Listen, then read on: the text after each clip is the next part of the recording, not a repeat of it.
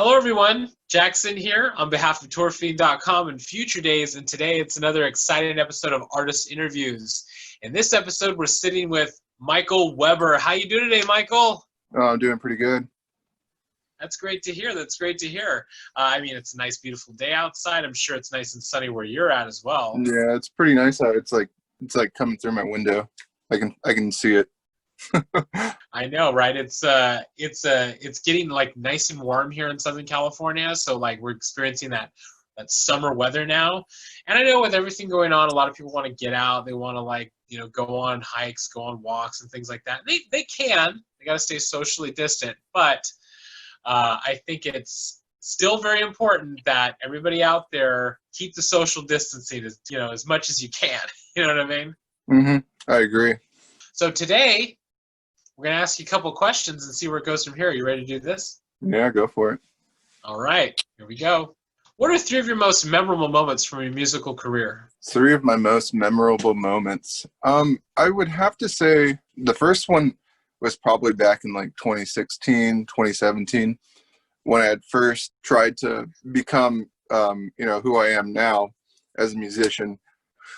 I actually went by a different name, and at the time, one of my buddies, who also is a synthwave musician, he was telling me that how my name that I had picked out was very generic, and there wasn't anything that brought any uniqueness to it, or it's kind of like how people keep doing that thing where it's like they'll put like a name and then they'll put 84 at the end, or they'll put Vice or something like that. That's what I thought. That's what I did because I thought it was cool. 5 years ago, and then he convinced me that like something about that wasn't original, and I was like, oh, you got a good point. And he actually was like, why don't you just use your name? And I was like, huh, that's a good idea. Like, just Michael Weber. I never thought of my name being something catchy or something, that people would even say. I actually really, at the time, I hated my name. So using my name in music has kind of helped give me reinforcement and, confidence in my name. And trying to think of the second one, probably when I released my first album, because that was still when I was trying to discover who I was going to be, what kind of music I was going to make. And it was really awesome because my first release actually did really well.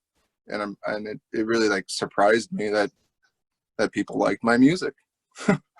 And I'm trying to think of the third one. The third one's probably the biggest one, which was at Neon Rose Fest in November last year up here in Seattle.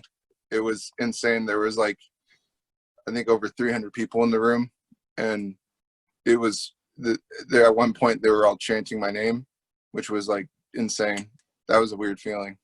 Those are some pretty great memories, you know what I mean? Those are some pretty great moments. Like what you were talking about with your name and everything. I can understand where you're coming from with that. As an artist, when you kind of look at your name and kind of go, I want to choose something or get something that really represents what I want to do, but then you kind of go, you have somebody kind of share with you, well, why don't you just use your name? Why don't you just use, who you are? Mm-hmm. It's sometimes the out of the box thinking, you don't even get to that point. I would never thought that my name would be something that would be good enough to be used. I mean, I know for me it was my last name's Jackson, so there you go. So it was I was like, oh crap, there you go, Jak Syn, boom, that was it. Yeah, that's what one of my friends said. He said how basically Michael Weber sounds like a businessman's name, and I never thought about that. and you are Mr. BusinessWave right there. You are Mr. BusinessWave. So tell us a little bit more about Neon Rose Fest. How was that? Oh, Neon Rose Fest was awesome. It was what was it? It was one day in Seattle and then 2 days in Portland. Friday was in Seattle. I think it was November. I know it was the weekend before Thanksgiving, but yeah, Friday was Seattle. That was crazy. That was at the Highline Bar, and lots of people came out. There was a lot of other artists, from Dream Reaper, Makeup of Vanity Set, Betamax, Psych, Watch Out for Snakes. He actually played in the Portland one, but I'm just like naming out people that all came out for the show. System 96. Oh, Tokyo Rose. I feel like I'm missing one or two, but there was a lot of people, you know, that came out from around the country. It was insane too that there was people like actual fans that flew out from like California or the East Coast, or, you know, just to come watch. Like, I thought that was insane. That was definitely an event that I wanted to go to, that I really thought I was going, I really wanted to go to that event. I mean, I was sad that I missed it, but the lineup was certainly freaking amazing. Like, being able to see all of those artists being able to come through to the Pacific Northwest, being, you know, Seattle and Portland. I mean, you guys are doing a lot of great stuff up there as far as, you know, the artists and collective and all that stuff. But it was really great to see that you guys, that everybody who was part of that event, that it pulled off and it was really successful. Yeah, I was really surprised. And then Portland did great too. From what I, you know, just a lot of people turned up at both shows.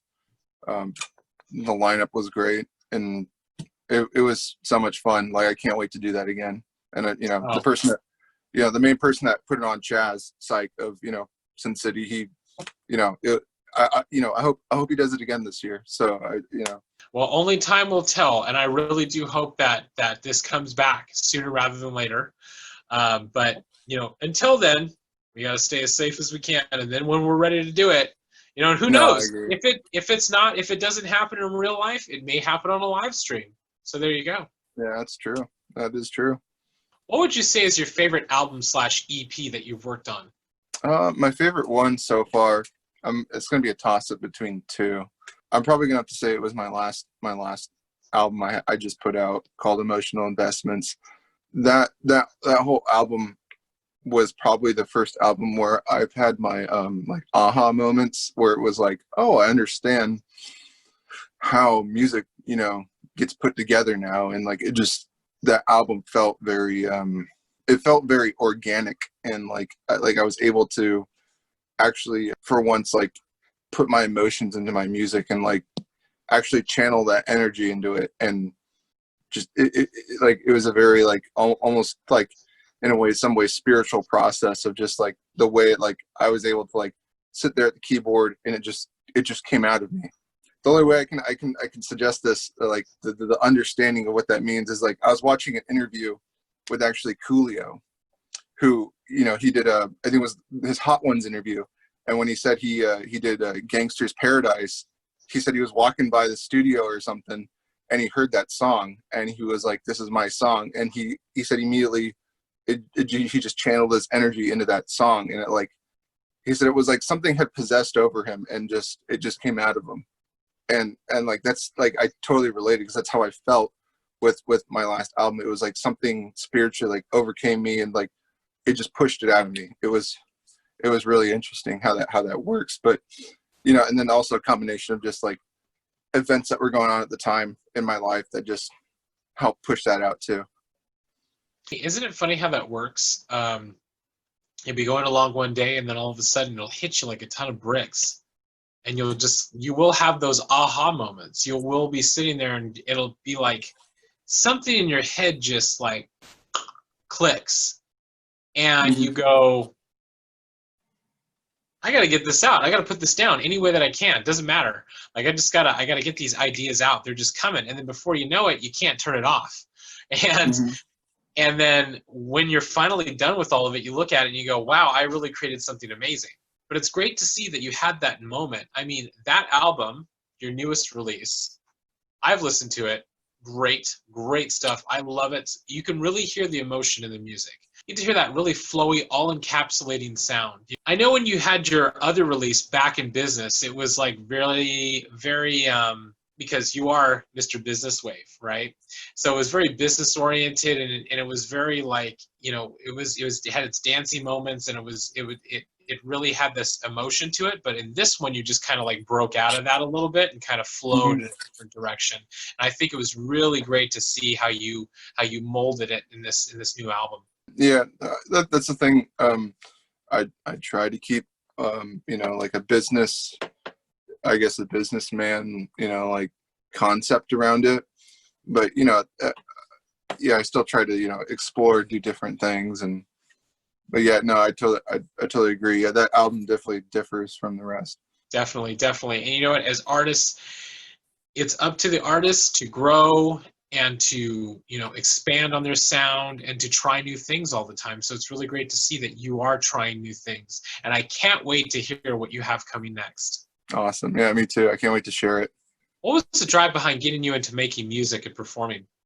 Making music, it was more so of, I'm trying to think. It was like about 4 or 5 years ago. I was, at the time, I was actually doing MMA fighting, and I got actually really sick after one of my fights, and I had gotten tonsillitis, and it totally like just annihilated me. Like I just didn't want to work. I didn't want to do anything. I just wanted to come home, eat, sleep, and just pretty much die. And then finally like after a few months, the doctors finally removed my tonsils, and I started to feel a lot better, but I still didn't feel like 100% to get back into MMA fighting. And I kind of took a quits on it. And like, as you leave one hobby, I decided to go to a new hobby. And at the time I was listening to a ton of synthwave, and I was like thinking to myself, how is this music made? I've never produced music before. The only furthest in music I've ever gone is just learning how to play guitar when I was like, I don't know, probably like 13, And so I was really curious how like electronic music was produced. And so I dove into it, and I got Fruity Loops. And at first I was like using the stock plugins, and it was so difficult. There was like so many times where I almost gave up too. And then eventually, I figured out that there was actually other VSTs you could buy and stuff like that. And I just kept dabbling with it and trying, and then the rest is kind of history of like figuring out who I was as a musician and etc. And then as for performing, I know like a while ago when I would like early on when I was first getting into music, I noticed there was a lot of synthwave artists that weren't performing live. It was really strange. Like I would follow all these artists on Spotify or on those those websites that track if they're going to go on tour or not, and I noticed like nobody was performing. And then eventually now it kind of seems like I've noticed there's been a big surge of like artists that do now go tour. I think at the time, like 4 or 5 years ago, the only artist like that I ever saw live was I think the first one was Dance with the Dead, and I thought that was so cool to see them live. But yeah, that's really was my drive for performing, was like I wanted to get out there and do it live and have fun. See, that's great. I mean, like what you were talking about is that a lot of the artists that you liked and that you loved and admired, they weren't playing live. And you are right. Like now a lot of them are performing live. They are coming out of their shell. They are really kind of making that push to that new medium, that live medium. But it's great to see that was one of your main inspirations for wanting to perform live, is that you wanted to get out from behind the production side and you wanted to showcase your talents with the rest of the world in a live venue, in a live setting. And I think it's worked out really, really well for you.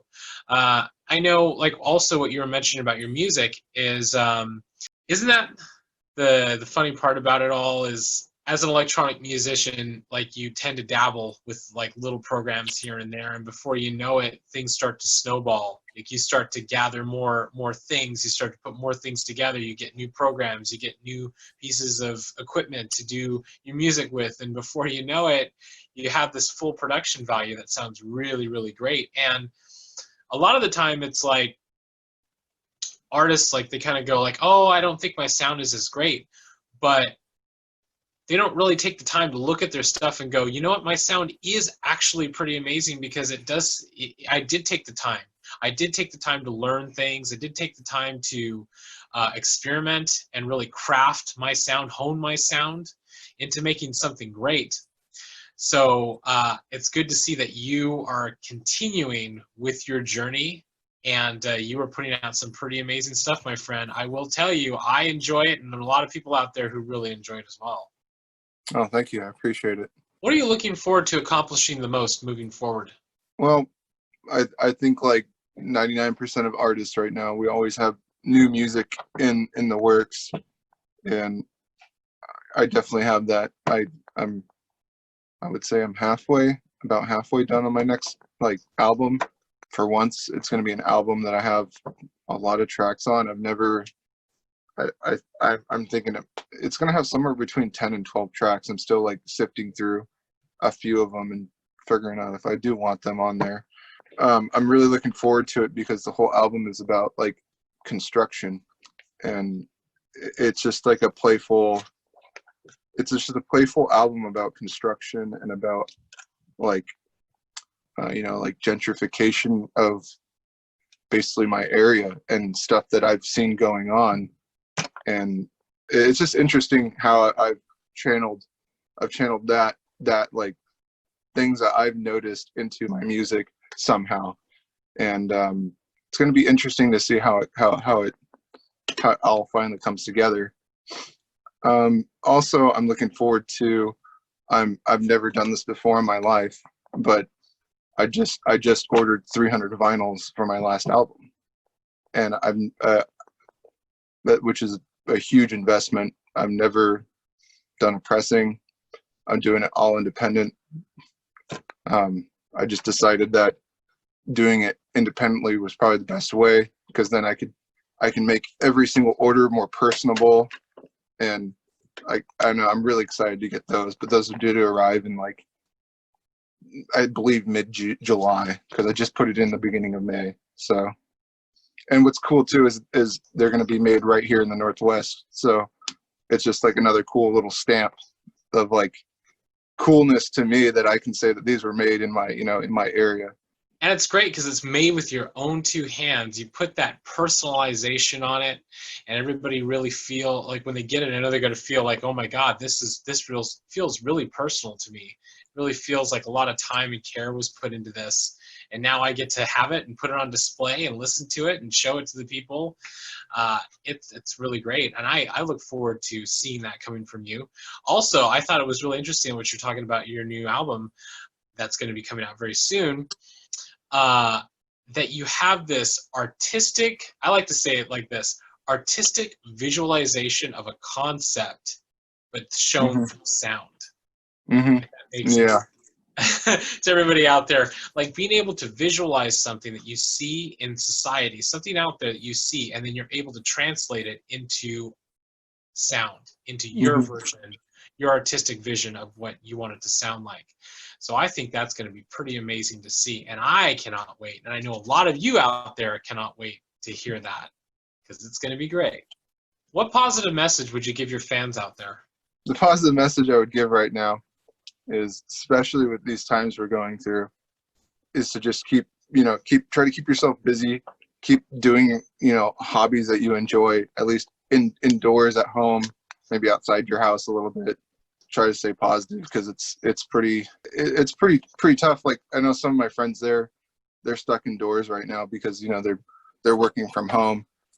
Unlike me, I can actually still go to work because I work at a sushi restaurant, and I can still go and talk to people and kind of, I think it's always fun to go to your actual work and be around people, because I love socializing. So just basically try to stay positive as you can. I know everybody's going through some depressive times, and as long as we can pull through together, it'll be over. Just takes time. It's very true. Some wise words there from Michael Weber, everybody. I know right now a lot of people, that are stuck at home. I know a lot of you feel isolated and you feel alone. But hey, things are changing. Restrictions are starting to be lifted. Things are happening where we are able to go out and explore things. You aren't stuck at home. You're not locked inside your home. You can leave whenever you want. Yeah, sure. Keep that physical distancing. But I understand what you're talking about. I mean, you going to work at a sushi bar. I didn't know that about you, by the way. I didn't know that you work at a sushi bar. I don't I don't eat meat anymore, but I will have to probably come check you out at your place and maybe get a avocado roll sometime later on. Yeah, they have. But, Yeah, we have a bunch of vegetarian or even vegan options. So. oh, that's amazing. Next time I'm Mhm. up there, I'm going to have to come visit you at where your restaurant is and get some of that delicious food. But everybody, stay positive. You're right. Stay positive, stay busy, stay creating, and work on the things that you want to work on. I know after all this is over, when all the restrictions are lifted, we're going to have a lot of amazing talent out there that's going to finally be able to come to fruition. A lot of amazing things that are happening right now. I know we get to see little glimpses of it here and there, with artists being able to adapt to do live streams, a lot of people being like us being able to do this interview right now, like us doing these interviews. We get to see a lot of people out there pushing their creativity to the forefront because we have time. And, we're not in the great panic anymore, as I like to say, but we are now in the great pause, and that is really good because we are learning to adapt, and we are very resilient, and we're a lot stronger than I think we give ourselves credit for. Isn't that right? I agree. So to everybody out there, stay positive, stay busy, and be productive, because right now it's the time to do it. So thank you so much for taking this time to do this interview today, Michael. Thank you to everybody who took the time to tune in today. If you like this video, be sure to like and subscribe to our YouTube channel, as many more awesome artist interviews are on the way. Thank you so much, Michael, and I look forward to seeing you again very soon. Thanks, man. It was nice talking with you. Definitely, likewise. And stay safe. You too.